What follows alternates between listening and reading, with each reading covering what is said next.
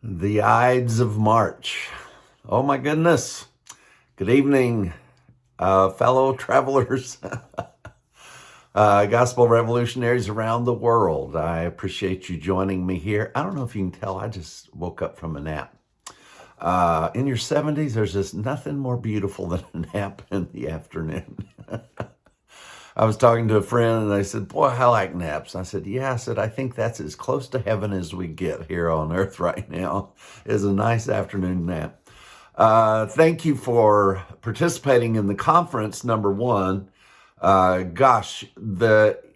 the impact is as great as the response has been from many of you, and there's so many of you that just don't say anything. But we know that it has done an incredible transformation for you. I really would like to tell you that we're going to leave you alone for a little while. You're not going to have to try to think any further, but you know better than that around here. In fact, the Ides of March on Friday.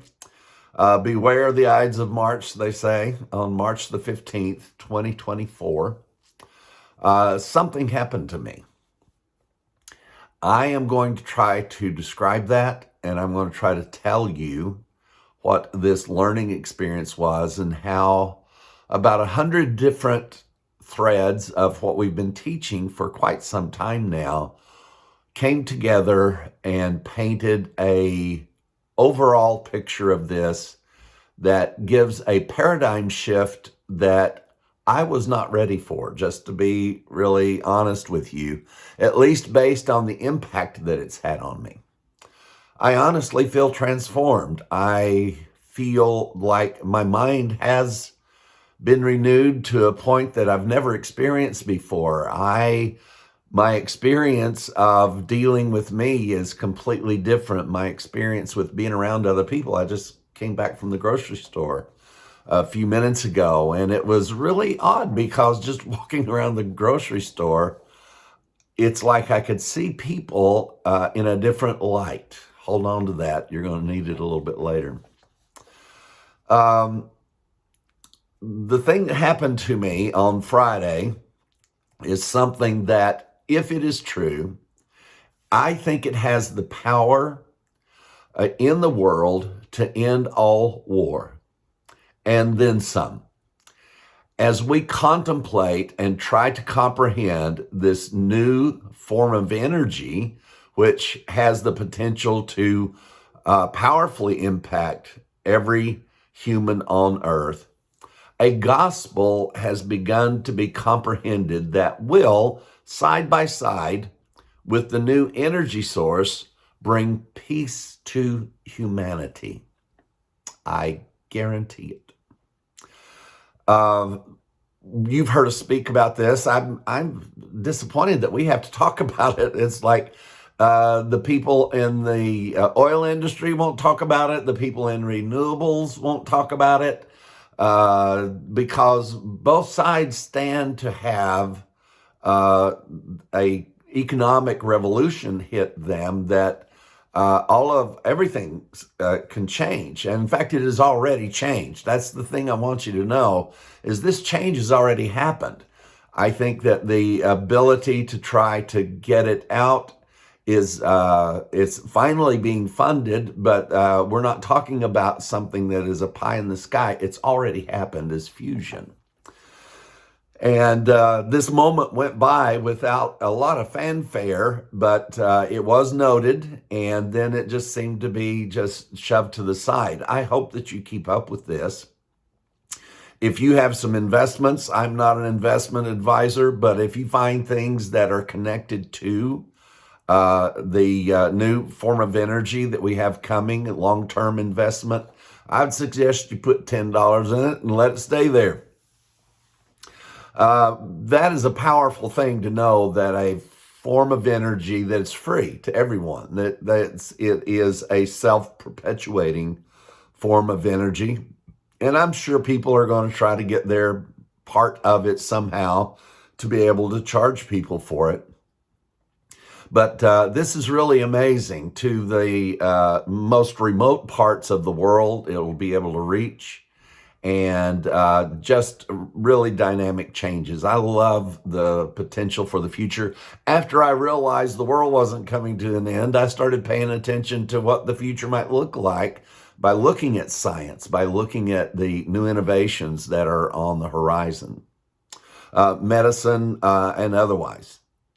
But this part that we had to play in, I'm not involved in fusion, so but this part that we are involved in, as far as the gospel is concerned, what I'm about to tell you is, I think it's irreversible. I think it is inevitable, and I think it is completely irrefutable. Completely irrefutable. In the past, I think that all generations, teachings, denominations, insights, and whatever you want to call them, they have all come forth to either cover or reveal the truth of this gospel of Jesus Christ. Now, you're asking yourself, Mike, what could be so major? We have learned, look at our last 4 conferences. What could be so major? Are you saying it's more than the things we've learned in the last 4 years and 8 conferences? Yes, in a very simple word. And I am notifying you now that this is a major shift in our understanding of the gospel of grace and peace. It doesn't take away from the gospel of grace and peace. It affirms it in more ways than I can comprehend right now. Funny you should mention comprehend, because that's what this is all about, is this issue of comprehension. So we've taught you so many wonderful things. Remember Paul's teaching? I haven't taught you. Paul taught you. We have drawn off of his teachings and Hebrews and the teachings of Jesus, which we're right in the middle of, learning such incredible things that I'm telling you, we've done 26 of them now, I think, and I learned something I didn't know in all 26 of them. So I'm looking forward to the next 24, 25, because I know I'm going to learn something even more, especially now that we have a paradigm shift that will require us to see this and everything that we've learned up to this point. I don't have a particular time set for this. I don't think that it's going to take long, but the podcast that is coming out Friday will go into as much detail as we can in the explanation of this that we can possibly get to you. This is going to be the focus for forever. It's big. So, I've been in a battle with the aforementioned, and there's been battles, but everybody's in a battle about this. The whole thing's been about Adam, right? What happened to Adam? Are we in the original state of Adam? Are we, what was Adam's original state? If we are in his original state, he's set up to fail. Or whatever that was. It was planned, so I'm not sure you can call it a failure. Did he fail? Sin, what was the sin? There's so many arguments out there about what the sin was. And many say it's just a fallen mindset, that he saw himself differently. All of those things really are relevant and possible.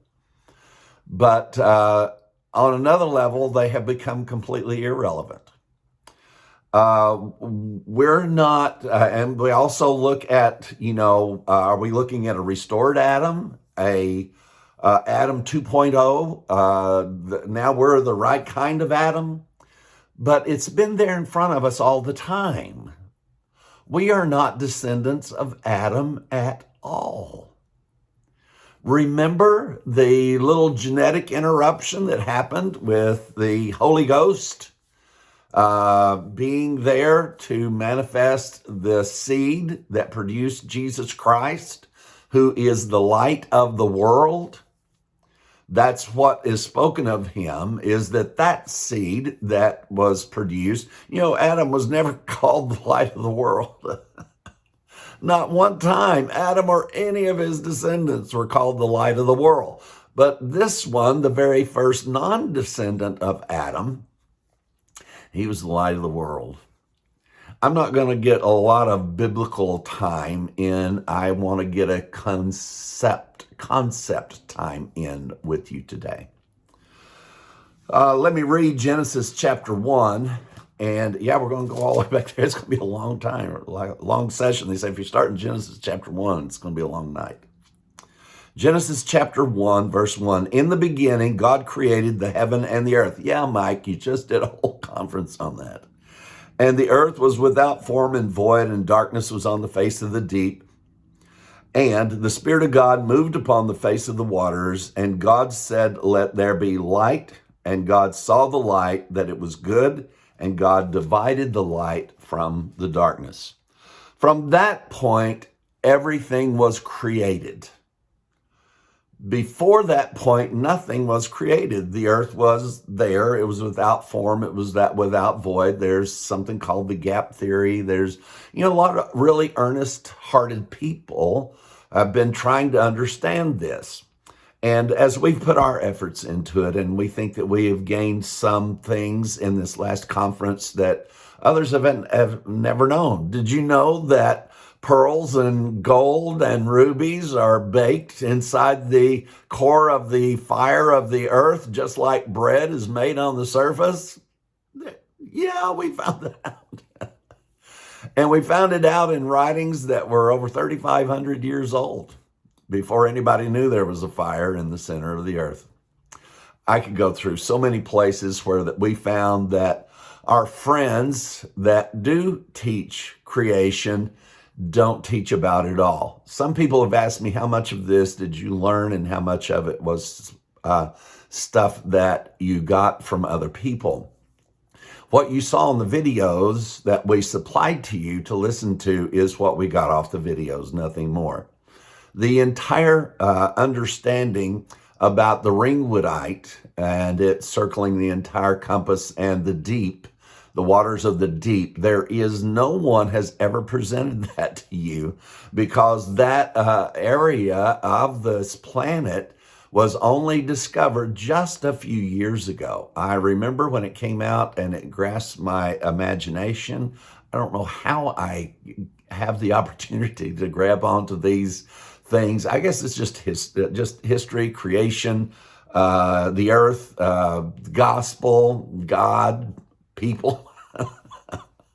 Those things interest me. It's a wide variety of interest, isn't it? The issue has been that the entire world has been tied up for 2,000 years trying to figure out what condition Adam is now in. Adam doesn't exist anymore. Paul taught that powerful message. And we know that when God did create Adam, he breathed into him the breath of life. Now, Jesus was called the last Adam. Is that correct? I think you all know that. Now, the last Adam doesn't mean just an interruption to that Adam, but this literally means that was the end of all of Adam, and his entire lineage came to an end.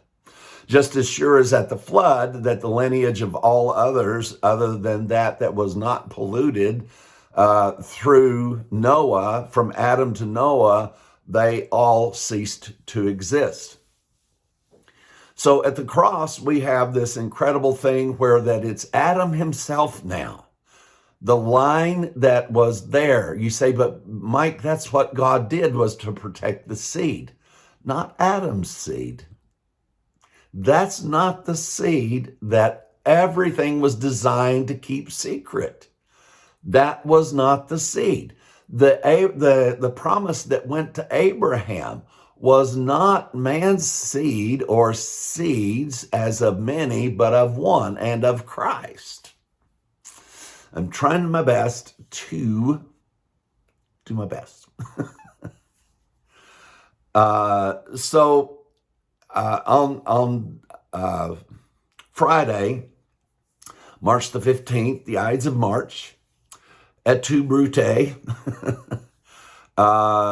something really happened. And as I was studying and researching and talking all of these lines of thought that you and I have been on for all these years, they started making a cross section at a place that I have never, ever looked at before. And especially with the conference being so close in our rearview mirror, we're really kind of still into it. You guys just went through another Friday session that we extended that. We basically have now 6 sessions out there on the creation of the world. And we just keep wanting to follow up on some things that we weren't able to pack in. We did a shorter conference, which I'm glad we did. And now we're able to follow up on that. Now, let me make this statement to you, and then I'm going to qualify it. We were not created on day 6. Let me say that again and state it clearly. No one on the planet since Jesus rose from the dead, that creation started for us, it did not start on day 6. Michael has now lost his mind completely. The naysayers can cash in their chips and say it's over with. He's lost it. He's lost it. And I'm sure glad I did. The power of what I'm about to tell you is what day we were created on. And let me tell you, it was not day 6. So you agree with me that Jesus was the light of the world. Do you also agree with me now that we are the light of the world? That's what Jesus said. That was the result of the work of the cross. During the, you're going to learn during this Friday session that while Jesus was alive, people could follow after the light, but that was the only relationship they had with the light, who was Christ. They could follow after the light. But through Christ, we have become the light of the world. And when Christ died, how many died? The whole world died. The whole world what? All of Adam's descendants died. And something happened. Something happened that had already happened. And that is, we became the light of the world. Now, where did the light of the world come from? We just read it in Genesis. In the beginning, God said, "Let there be light." And he saw the light and said, "It's good," and he separated it completely from darkness. As God created this light, that light that John speaks of in John chapter 1, that the light shone in darkness and the darkness comprehended it not. You see, we're not talking about a light that comes from the sun, because the sun was not created until, I think, the 4th day. The light was created on the 1st day.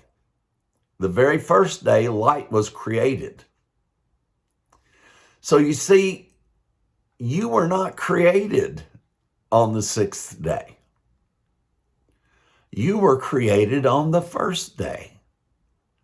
You were not the afterthought like Adam. You were not the 6th day, the last thing. You were the first thing that God created. God said, "Let there be light." That light was then a great deal of time later manifested in Jesus Christ. And that same light, when Jesus exhaled, I want you to get this picture. God breathed the breath of life into Adam. Jesus exhaled that breath when he died. And at that point, we stopped living by the breath of God, and we started living in our true identity as the light of the world. Now, John said that the light shone in the darkness, and the darkness comprehended it not. And boy, what a thing to comprehend. But as this picture begins to dawn on you, now, some of you will have to listen to this many times. I'm going to listen to it. I'm still going through this almost by a moment-to-moment basis ever since Friday. And I have spoken to 5 people altogether, and I've explained it to them, people that I just enjoy bouncing things off of. They happen to be caught on the phone with me, whatever.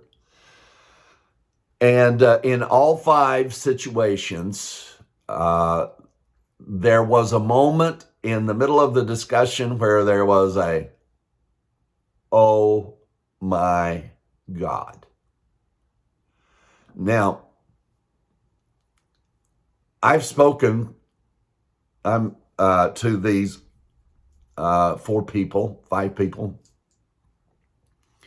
and all of them give an account of a transformation that started taking place and continues to take place as they and I, and now all of us, begin to try to comprehend that we are not of Adam. It doesn't make any difference whether Adam's original design. Why would we go back to the original design when we were not even created on the 6th day? We were created as the light of the world on the 1st day.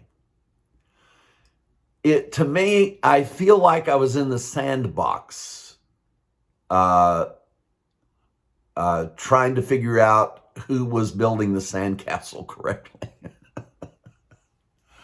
Who had the little earth mover? Who had the shovel? No, it's my shovel. No, that was like, no, Mike, you were causing all of it. Yes, I was. Because I want to know the truth. And I think anyone that pursues the truth will compare the truth that they understand to every truth that's out there, or what is reported to be the truth. Now, this has been handed to you. Let me state it very frankly, as before I go here, you were not created on day 6. That man and all of his generations ceased to exist at the cross. The breath that God breathed into Adam left the body of Christ on the cross. And the light of God came into the human race to replace all of Adam's generations with the light of the world. We are not trying to become and figure out which Adam we are.